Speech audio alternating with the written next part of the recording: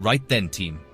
Ever wondered what goes on inside you when faced with the ultimate survival challenge? We're not just talking about building a shelter or finding water, no. We're diving deeper into the very core of your being, your organs. Picture this. You're alone, the waves crashing on an unfamiliar shore, the jungle teeming with unknowns.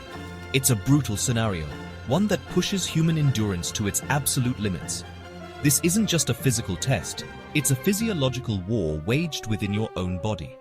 Imagine being stranded on a deserted island. How would your body react? Let's dive into the adventure of your organs trying to survive.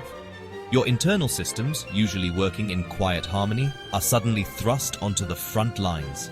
Each organ has a crucial role to play, a desperate fight for survival against dwindling resources and mounting stress. It's an incredible, unseen drama unfolding, a testament to the resilience built into our very biology. Today, we're going to explore this internal expedition. We'll see how your command center, the brain, reacts to the shock, how your heart pumps life into a desperate situation, how your stomach cries out for fuel, and how your intestines become masters of conservation. It's a journey into the microscopic wilderness within, a story of adaptation, struggle, and the sheer will to live. So strap in, because this is going to be one wild ride through the human body under extreme duress. First up, the command center, your brain. The moment you realize you're stranded, wham! The brain is hit with a tidal wave of information, fear, uncertainty, the sheer shock of it all. Initially, it might trigger a primal panic response. Your amygdala, the brain's alarm system, is screaming danger. Adrenaline floods your system, and your thoughts might race uncontrollably. Where am I? What do I do? Am I going to make it? It's a natural reaction, the brain trying to process an overwhelming, life-threatening situation. It's a real battle in there, a fight or flight instinct kicking in hard. But then, something incredible happens. Your prefrontal cortex, the thinking part of your brain, starts to wrestle back control. It knows panic is a fast track to disaster. It begins to override the initial fear, pushing for logic, for strategy. Okay, deep breaths, assess the situation. What are the immediate priorities? Water, shelter, safety. The brain starts to fire on all cylinders, formulating plans, recalling any snippet of survival knowledge tucked away.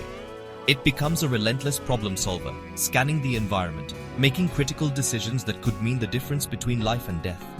It's your internal general, drawing up battle plans against the harsh elements. Now, let's talk about the engine room, your heart. As the brain signals high alert, the heart responds instantly. That jolt of fear?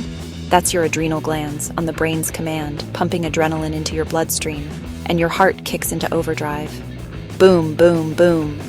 It's not just beating faster, it's pumping with incredible force, sending oxygen-rich blood surging to your muscles, preparing you for immediate, decisive action. This is your body's emergency power-up, getting you ready to run, to fight, to climb. Whatever it takes to survive those initial critical moments. This increased heart rate is vital. It's ensuring your brain stays sharp and your limbs are primed. Think of it as your internal supercharger, but it's a double-edged sword. A constantly racing heart can lead to exhaustion if not managed. The body can't sustain that level of output indefinitely. So, while it's a lifesaver in the short term, providing that burst of energy needed to escape immediate danger or tackle an urgent task like finding a temporary refuge, the heart is also in a race against time, needing the rest of the body to find ways to calm the storm and conserve precious energy for the long haul. All right, after the initial shock and adrenaline surge, another critical system makes its voice heard, or rather its growl felt, the stomach. As the hours tick by without food, your stomach, the body's fuel tank, starts sending urgent signals to the brain. Those hunger pangs aren't just discomfort, they're a biological imperative. Ghrelin, the hunger hormone, floods your system, screaming, "We need energy! We need fuel to keep this operation running." It's a constant, gnawing reminder of your precarious situation. The emptiness in your stomach becomes a powerful motivator, driving you to forage, to hunt, to find any edible resource the island might offer. But it's also a source of weakness. Without calories, your energy levels will plummet. Your brain won't function as sharply. Your muscles will tire more easily. The stomach's cries are a direct indicator of your dwindling reserves. It's a brutal countdown. Every growl is a ticking clock, pushing you to overcome your fears and inhibitions to find sustenance in an unforgiving environment, be it unfamiliar plants, insects, or if you're lucky, fish. When food is scarce or non-existent, your intestines become the unsung heroes of long-term survival.